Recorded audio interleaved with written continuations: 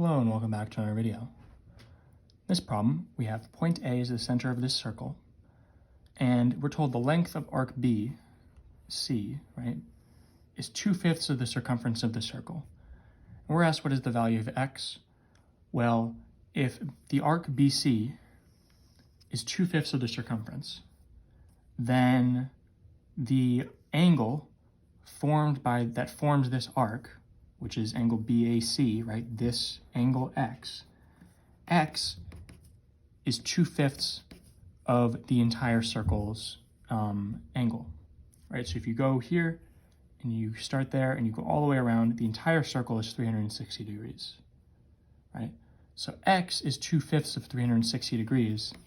In the same way, BC is 2/5 of the entire circle, right? The arc is 2/5 of the circumference, right? Therefore, the angle is 2/5 of the entire angle.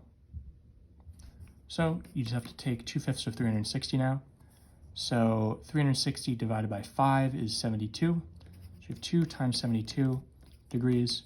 2 times 72 is 144 degrees. What is the value of x?